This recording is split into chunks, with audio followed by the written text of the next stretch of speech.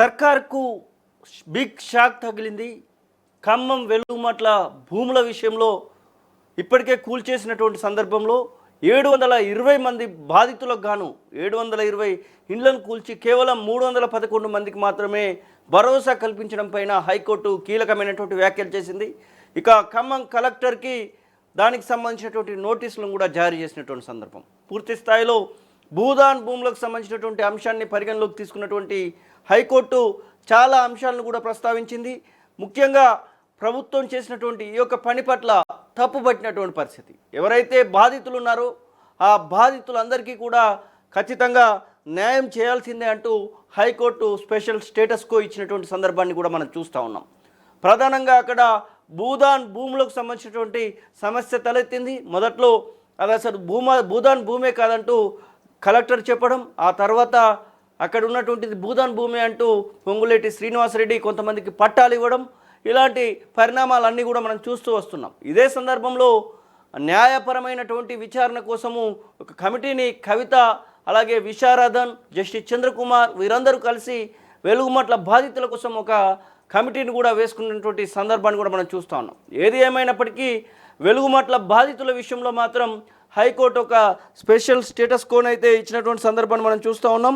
ఇక ఈ విషయంలో మరి ప్రభుత్వం ఎలాంటి రెస్పాండ్ అవుతూ ఉంది, ఎందుకంటే 720 మందికి ఇస్తారా లేదు అంటే కొంతమందికి ఇస్తారా, ఇవన్నీ ప్రశ్నలు కూడా మిగులుతున్నటువంటి సందర్భం. ఇక ఇదే విషయం పైన మాట్లాడడానికి మా ప్రతినిధి ఉదయ్ ఫోన్ లైన్లో అందుబాటులో ఉన్నారు. ఉదయ్, ఏంటి అసలు హైకోర్టు ఏం చెప్పింది ఈ భూదానికి సంబంధించినటువంటి వెలుగుమట్ల భూముల విషయంలో?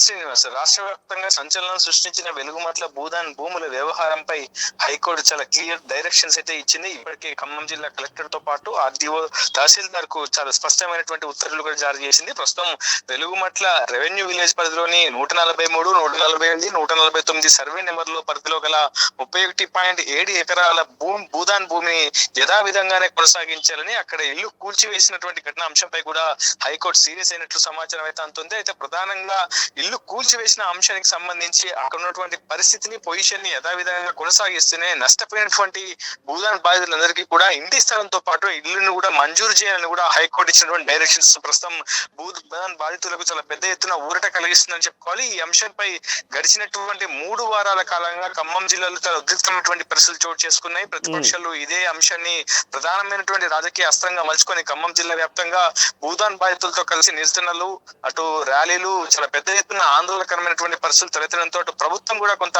వెనక్కి తగినటువంటి విషయం మనకు తెలిసిందే. ఈ నేపథ్యంలోనే వెలుగుమట్ల రెవెన్యూ విలేజ్ పరిధిలో దాదాపు 311 కుటుంబాలకు అక్కడే దాదాపు 70 గజాల చొప్పున ప్రభుత్వ భూదాన్ స్థలాన్ని కూడా ఆ బాధితులకు కేటాయించిన విషయం తెలిసిందే. అదే స్థలంలో ఇందిరమ్మ ఇల్లును కూడా మంజూరు చేసింది. కానీ ప్రస్తుతం ప్రభుత్వం ఇచ్చినటువంటి హైకోర్టు ఇచ్చినటువంటి డైరెక్షన్ చాలా స్పష్టంగా ఇవ్వడానికి దాన్ని గమనిస్తే దాదాపు 1000 కుటుంబాలు అక్కడ నష్టపోయినట్లు కూడా ప్రస్తుతం భూదాన్ బాధితులు స్పష్టంగా సమాధానం ఇస్తున్నారు. హైకోర్టుకు కూడా అనేక నివేదికలు కూడా ప్రస్తుతం భూదాన్ బాధితులు కావచ్చు, గ్రామీణ పేదల సంఘం ఆధ్వర్యంలో వేసినటువంటి పిటిషన్లు చాలా స్పష్టమైనటువంటి నివేదికను కూడా హైకోర్టు ఎందు పొందుపరిచినటువంటి బాధితులందరూ దాదాపు 750 కుటుంబాలకు పైగా నష్టపోయినట్లు చాలా స్పష్టంగా నివేదిక అందించడంతో హైకోర్టు వాళ్ళందరికీ కూడా యథాతథంగా కొన్నటువంటి భూమిని పూర్తి స్థాయిలో కేటాయించి వాళ్ళకి నష్టపరిహారం కల్పించడంతో పాటు అక్కడే పక్కా ఇళ్లను నిర్మించి ఇవ్వాలని కూడా హైకోర్టు చాలా క్లియర్ డైరెక్షన్స్ ఇవ్వడంతో ప్రస్తుతం ఈ అంశంపై చాలా పెద్ద ఎత్తున ఉత్కంఠ అయితే నెలకొందని చెప్పుకోవాలి. ప్రభుత్వం ప్రస్తుతం ఈ అంశంలో ఏ విధంగా ముందుకు వెళ్తుంది, ఎందుకంటే ఇప్పటికే 311 కుటుంబాలకు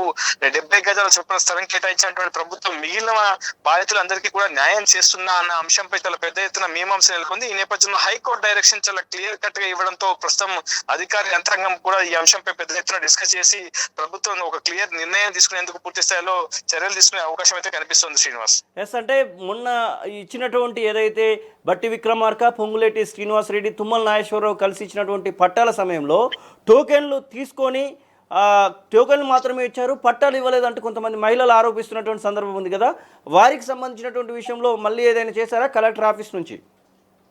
ఎస్, నిజానికి దాదాపు 750 ఇళ్లను కూల్చినట్లు అధికారులే అనధికారికంగా ఒక క్లియర్ డైరెక్షన్ ని ఇచ్చే ప్రయత్నం చేశారు. ఒక క్లియర్ నివేదికను కూడా బహిరంగంగా వ్యక్తం చేసే ప్రయత్నం చేశారు. అయితే ఆ తదనంతరం ఎవరైతే భూదాన్ బాధితులు ప్రభుత్వానికి దరఖాస్తులు చేసుకున్నారో, తమ ఇళ్లను పూర్తి స్థాయిలో ప్రభుత్వ యంత్రాంగం కూల్చివేసిందంటూ కూడా రిటర్న్ గా వాళ్ళందరూ కూడా దరఖాస్తులు సమర్పించారు. సమర్పించినటువంటి ప్రతి ఒక్కరికి టోకెన్లు కూడా ప్రభుత్వం నుంచి పంపిణీ చేశారు. కానీ ప్రభుత్వం దాదాపు 21 మంది తహసీల్దార్లతో ప్రత్యేకంగా భూదాన్ బాధితుల్లో అర్హులు ఎవరనే అంశంపై పెద్ద ఎత్తున సర్వే కూడా చేపట్టింది. సుమారు 21 మంది తహసీల్దార్లతో ఆయా దరఖాస్తుదారులందరి ఆదాయ వ్యయాలతో పాటు వారి యొక్క ఆర్థిక స్థితిగతులను కూడా పూర్తి స్థాయిలో వెరిఫై చేసింది. ఈ నేపథ్యంలోనే సుమారు 412 కుటుంబాలు అర్హులుగా తెచ్చినటువంటి ప్రభుత్వం 311 మందికి వెలుగుమట్ల రెవెన్యూ విలేజ్ లోనే 70 గజాల చొప్పున స్థలంతో పాటు ఇందిరమ్మ ఇళ్లను కూడా మంజూరు చేసింది. మిగిలినటువంటి 111 కుటుంబాలకు ఆయా స్వగ్రామాల్లోనే ఇందిరమ్మ ఇళ్లను మంజూరు చేయబోతున్నట్లు చాలా స్పష్టంగా చెప్పింది. అయితే మిగిలినటువంటి భూదాన్ బాధితుల అంశంపై ప్రభుత్వం ఎక్కడ కూడా ఎటువంటి స్పందన కానీ ఎటువంటి అభిప్రాయాన్ని అయితే వ్యక్తం చేయాలి. ప్రస్తుతం చాలా మంది బాధితులు ఇంకా తాము నష్టపోయామని,